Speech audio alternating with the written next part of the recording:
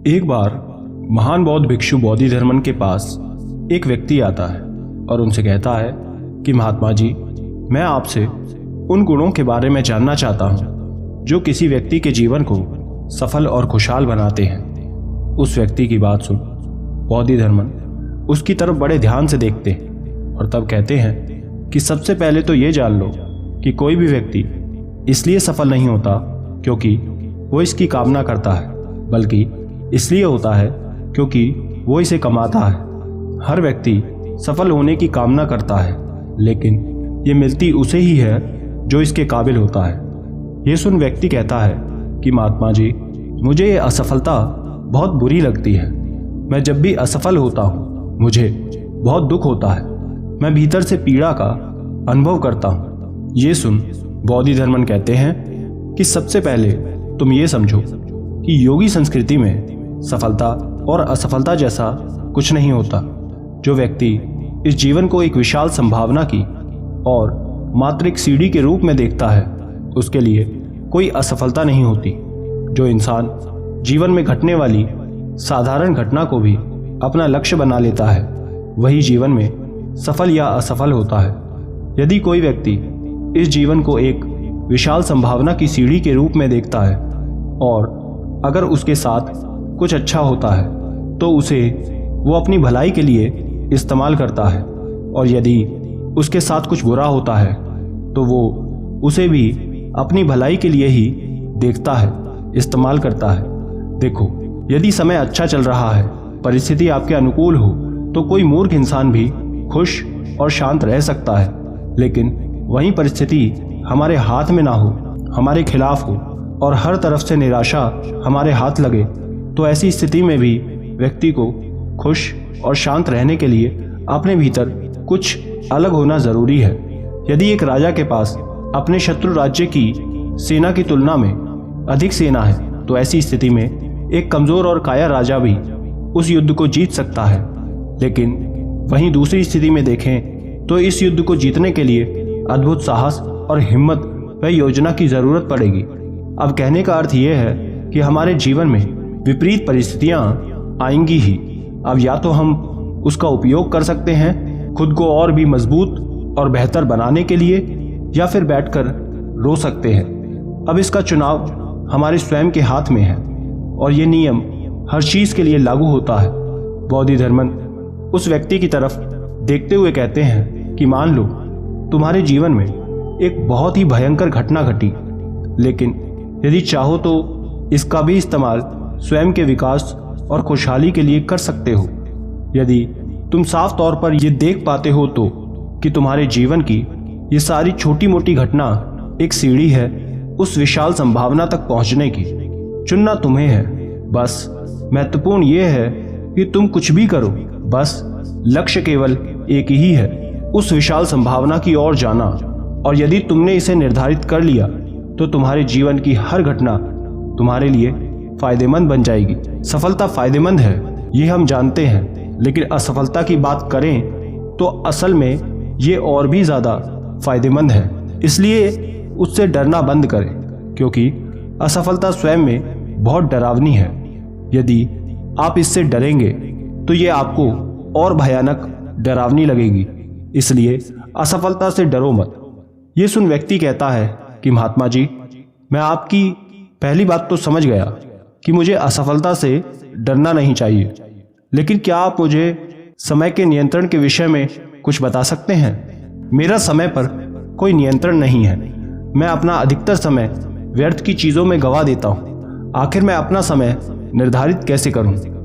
ये प्रश्न सुन बोधिधर्मन कहते हैं कि जिसे हम जीवन कहते हैं वो असल में समय और ऊर्जा का एक खास सामंजस्य है। लेकिन दुर्भाग्य से ज्यादातर लोग इस समय और ऊर्जा के इस खास सामंजस्य को सही तरह से संभालना कभी सीखते ही नहीं हैं। समय की प्रकृति ऐसी है कि यदि हम कुछ करें या ना करें, यह अपनी गति से चलता रहता है। हमें इसे ढकेलने की जरूरत नहीं पड़ती। लेकिन समय पर महारत हासिल किए बिना कोई भी व्यक्ति अपने लक्ष्य प्राप्ति को सुनिश्चित नहीं कर सकता। तो प्रश्न ये है कि समय को अपनी मुट्ठी में कैसे करें। बोधिधर्मन ने व्यक्ति की आंखों में देखते हुए कहा कि तुमने समय नियंत्रण की बात की, लेकिन क्या तुमने कभी समय को नियंत्रित किया है? यह सुन व्यक्ति कहता है कि नहीं, लेकिन प्रयास जरूर किया है। तब बोधिधर्मन ने कहा कि तुम इसे नियंत्रित कर भी नहीं सकते। तुम चाहे जो भी कर लो, लेकिन समय को नियंत्रित नहीं कर सकते, उसे पीछे नहीं मोड़ सकते। ये बस लगातार आगे बढ़ रहा है। तो तुम समय को नियंत्रित नहीं कर सकते, किंतु स्वयं को कर सकते हो। ये तो केवल भागता रहेगा, तुम कुछ करो या ना करो। तो समय को नियंत्रित करने का बस एक ही तरीका है, खुद की ऊर्जा के काम करने के तरीके पर महारत हासिल करना। यदि तुम एक ऊंट की चाल चलोगे तो बहुत थोड़ा ही चल पाओगे, लेकिन यदि तुम एक चीते की चाल चलोगे तो उतने ही समय में बहुत लंबी दूरी तय कर पाओगे। जो काम एक व्यक्ति 10 साल में पूरा करता है और तुम उस काम को यदि 1 साल में कर लेते हो और फिर तुम दोनों 100 साल तक जीते हो, तो असर और अनुभव की गहराई के मामले में तुम 1000 साल तक जिंदा रहोगे। और केवल यही एक तरीका है जिसके द्वारा तुम समय को अपने नियंत्रण में ले सकते हो। तो यदि साधारण शब्दों में कहे तो जिसने स्वयं पर महारत हासिल कर ली, उसने समय पर महारत हासिल कर ली, और जिसने समय पर महारत हासिल कर ली तो उसके लिए ये जीवन एक तरह से मिठास बन जाता है। इसके बाद व्यक्ति बोधिधर्मन से अगला प्रश्न करता है कि महात्मा जी, हम किसी भी काम में अपना सर्वश्रेष्ठ कैसे दे सकते हैं? तब बोधिधर्मन कहते हैं कि क्या तुम स्वयं के जीवन को कीमती समझते हो? ये सुन व्यक्ति कहता है कि जी महात्मा, मेरा ये जीवन कीमती है। बोधिधर्मन कहते हैं कि यदि तुम अपने इस जीवन को कीमती समझते हो तो तुम्हें इस बात को समझना चाहिए कि तुम अपने इस जीवन को कहाँ लगा रहे हो।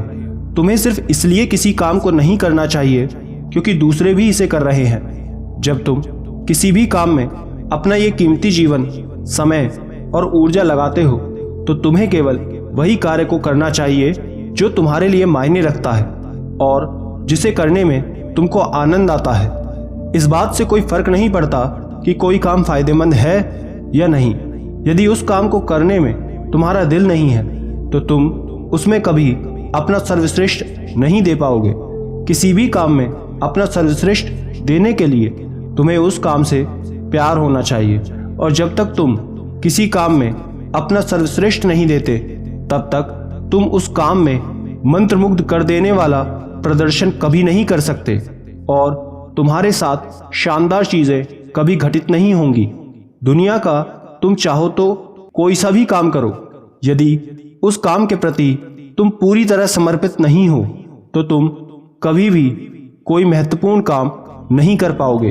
हो सकता है उस काम से तुम रोजी रोटी कमा लो, लेकिन उसमें अपनी ना तो कोई छाप छोड़ पाओगे ना कोई अलग छवि बना पाओगे। बोधिधर्मन आगे कहते हैं कि तुमने महाभारत के महान योद्धा अर्जुन के बारे में अवश्य सुना होगा।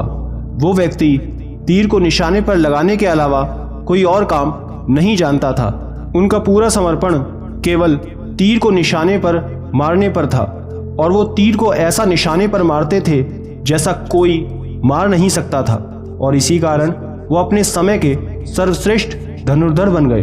तो कहने का अर्थ यह है कि यदि तुम किसी काम में अपना सर्वश्रेष्ठ देना चाहते हो तो उस काम के प्रति आपके भीतर प्रेम और समर्पण होना बहुत ज़रूरी है। और जब भी तुम अपने जीवन में किसी लक्ष्य को चुनते हो तो स्वयं से ये प्रश्न करो, क्या तुम उस काम को जीवन भर कर सकते हो? क्या तुम्हारे लिए वो काम सच में मायने रखता है? और जब तुम पीछे मुड़कर देखोगे तो क्या उस पर गर्व और खुशी महसूस कर पाओगे जो तुम कर रहे हो? यदि उसका जवाब हाँ है तो तुम्हें वही काम करना चाहिए। ये सुन व्यक्ति अगला प्रश्न करता है कि महात्मा जी, मैंने बचपन से ये सबको कहते हुए सुना है कि व्यक्ति को कड़ी मेहनत करनी चाहिए तभी उसे सफलता मिलती है। तो क्या सच में कड़ी मेहनत किसी को सफल बना सकती है? ये प्रश्न सुन बोधिधर्मन कहते हैं कि केवल कड़ी मेहनत करने से कोई व्यक्ति सफल नहीं हो सकता, और ये दुर्भाग्य की बात है कि बच्चों को शुरू से यही शिक्षा दी जाती है कि उन्हें कड़ी मेहनत करनी चाहिए, चाहे पढ़ाई हो या फिर अन्य काम। उसमें कड़ी मेहनत करो। और वो बच्चा यही सीख लेकर केवल कड़ी मेहनत करता है, जबकि ऐसा नहीं होना चाहिए। यदि व्यक्ति केवल कड़ी मेहनत करेगा तो एक गधे की भांति जीवन जिएगा। किसी भी काम को प्रेम के साथ, आनंद के साथ, खुशी के साथ करना चाहिए। यदि किसी काम में केवल मेहनत लग रही है तो उसे छोड़ देना चाहिए। किसी भी काम को प्रेम के साथ करना चाहिए। ऐसा हर व्यक्ति को लगता है कि केवल कड़ी मेहनत करके वो सब कुछ पा सकता है, लेकिन ऐसा नहीं है।